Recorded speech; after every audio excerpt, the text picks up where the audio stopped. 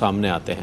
آج جب ہم انبیاء علیہ السلام کے حوالے سے بات کر رہے ہیں تو ان کے دیگر تفردات میں معجزہ بھی نظر آتا ہے کہ اللہ نے بڑے مقامات و مرتبے انہیں عطا فرمائے، لیکن معجزہ دے کر انہیں اور ممیز و ممتاز کر دیا پوری مخلوق میں۔ اچھا ڈاکٹر صاحب، معجزہ کسے کہتے ہیں پہلی بات، اور پھر معجزے کی شرعی حیثیت کیا ہے؟ میں چاہتا ہوں اس پر کچھ کلام فرمائیے۔ اعوذ باللہ من الشیطان الرجیم، بسم اللہ الرحمن الرحیم۔ مولا یا صلی وسلم دائما ابدا علی حبیبک خیر الخلق کلہم، یا رب بالمصطفیٰ بلغ مقاصدنا واغفر لنا ما مضایا واسع الکرم۔ اللہ تبارک و تعالیٰ نے اپنے انبیاء کو تنہا نہیں چھوڑا۔ واہ، یہ جملہ میں نے جان بوجھ تنہا کر نہیں چھوڑا ادا کیا ہے، کیونکہ ہر قدم پر نبی اور رسول، جن کو انبیاء اور رسول کہتے ہیں، ان کے ساتھ ایک ذات گرامی ہے جو اللہ تبارک و تعالیٰ کی ہے، جو وحدہ لا شریک ہے۔ بے شک۔ اور جب رب نے ان انبیاء اور رسول کو بھیجا تو اسے یہ معلوم ہے، انی عالم ما لا تفعلون، ما لا تعلمون، انی عالم ما لا تعلمون، میں وہ جانتا ہوں جو تم نہیں جانتے۔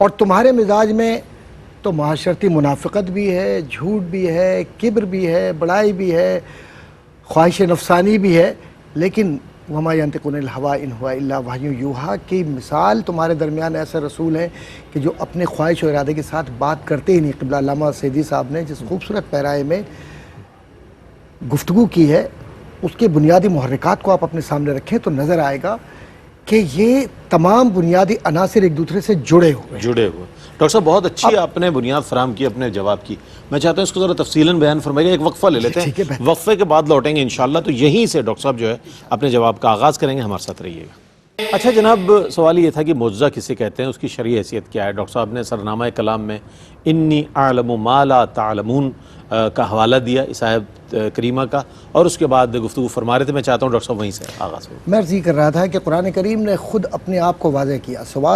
سوال کے دو معاملات ہیں، ایک ہی معجزہ کیا ہے، اس کی شرعی حیثیت کیا ہے۔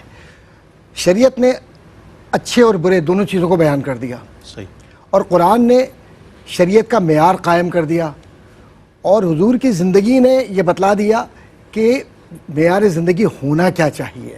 تو اب معجزہ، تو اب جو عربی زبان جاننے والے لوگ ہیں، اب میں اگر اس میں جاؤں کہ جرجانی نے یہ کہا اور المفردات میں یہ لکھا، تو یہ ہمارے بہن بھائیوں کے لیے یقیناً دلچسپی کا باعث تو ہوگا، لیکن طوالت ہوگی۔ سادہ سی بات یہ ہے کہ معجزہ آسان زبان میں یہ ہے کہ ان مخالفین کو، ان لوگوں کو جو کسی بھی اعتبار سے اگر عام سطحی لوگ ہوں، یا فلسفیانہ مزاج کے لوگ ہوں، یا استدلالی ہوں، یا رواقیت پسند ہوں، یا استخراجی ہوں، یا استقرائی ہوں، ان سب کو مطمئن ظاہر میں کر دینے کا نام ہے کہ آپ نے سوال پوچھا تو عاجز کرنے آیا کہ بتائیے کہ روح کیا ہے، تو جواب آیا قل الروح من امر ربی۔ کسی نے کہا کہ یہ تو بتلائیے نا کہ جو میرے ہاتھ میں کیا ہے، تو پھر کنکریاں بھی بولتی ہیں نا۔ تو رسول نے دعویٰ نہیں کیا صلی اللہ علیہ وآلہ وسلم، کہا کہ اچھا یہ جو آسمان پر ہے جو چمک رہا ہے چاند، تو کہا کہ کوئی بات نہیں ہے باذن اللہ۔ رسول نے کہیں صلی اللہ علیہ وآلہ وسلم یہ دعویٰ نہیں کیا کہ میں کر کے دکھاتا ہوں، لفظ میں تو ہے ہی نہیں رسالت میں۔ جب انا ختم ہوتی ہے تو رسالت کا آغاز ہوتا ہے۔ جب وجود کے اندر سے یہ نار کی کیفیت، جس کے اندر آپ کہتے ہیں ایگو، سپر ایگو یا اڈ، جب یہ پنپتی ہے تو وہاں پر نسیان بھی آتا ہے، غصہ بھی آتا ہے، تکبر بھی آتا ہے، خواہش نفسانی بھی آتی ہے۔ یہ تو خواہش نفسانی سے ماورا ہیں، کوئی خواہش ہی نہیں ان کی، کوئی معاشرہ ان کو کہے کہ یہ بہت بڑے لوگوں میں، کیوں کہ ان کے لیے تو قرآن کہہ دیتا ہے وَرَفَعْنَا لَكَ ذِكْرَكَ، تو پھر تمہارے کہنے کی کیا ضرورت ہے؟ میرے نبی کو تو ہم نے وہ مرتبہ دے دیا کہ کائنات کی ہر شے ان کے قدموں کے نیچے، پتھر پر پیر رکھے تو پتھر پگھل کر الصلاۃ والسلام علیکہ یا سیدی یا رسول اللہ کہنے لگے۔ اور اشارہ اگر آپ کریں اس درخت کو، تو پوچھا کسی نے کون ہے؟ معجزہ مانگ رہا ہے نا، مانگ رہا معجزہ ہے، لیکن ساتھ الشجر نطق الحجر وشق القمر باشارتی، تو یہ میرے نبی کا ہے، تو معجزہ میرے نبی کا۔ تو یہ اب اس کی شرعی حیثیت کیا ہے؟ تو عاجز کر دیا معاشرے کو۔ رسول عاجز کرنے نہیں آئے تھے، انہوں نے اپنے آپ کو خود عاجز کیا ہے. رسول تو ان کو سمجھانے آئے تھے کہ دیکھو مجھے مان لو میں اللہ کا رسول ہوں, چاہے وہ موسیٰ ہو, عیسیٰ ہو, داؤد ہو, ابراہیم ہو, اسماعیل ہو علیہم السلام, وہ تو کہیں کہتے ہی نہیں کہ تم مجھے مانو.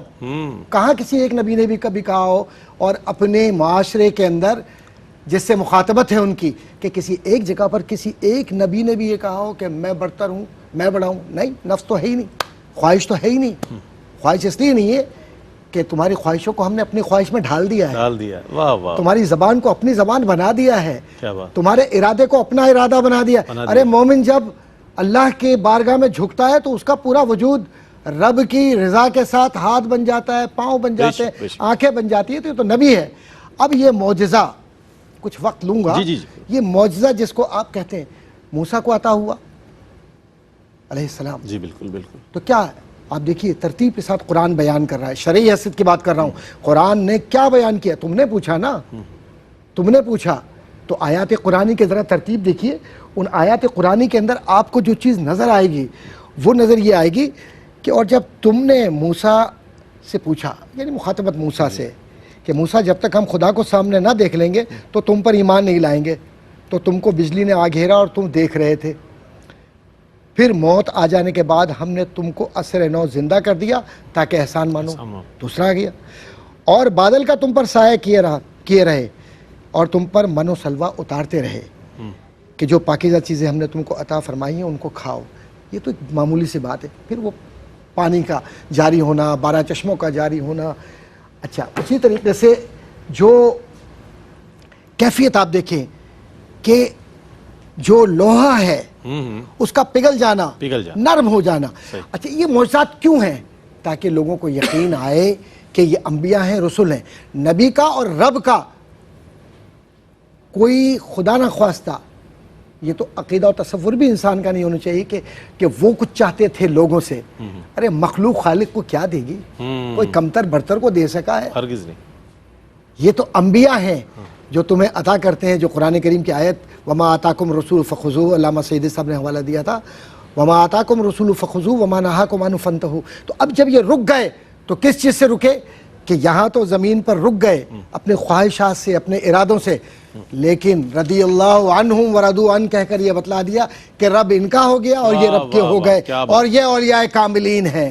اور جو ان سے وابستہ ہو گئے تو ایسا تجھے خالق نے طرحدار بنایا, یوسف کو تیرا طالب دیدار بنایا. تو حسن بھی معجزہ ہے, زبان بھی معجزہ ہے, آواز بھی معجزہ ہے, پانی کو روکنا بھی معجزہ ہے, اور دعا کر دے تو آسمانوں سے بارش کا برس جانا بھی معجزہ ہے. بے شک بے شک, بہت خوبصورت انداز میں ڈاکٹر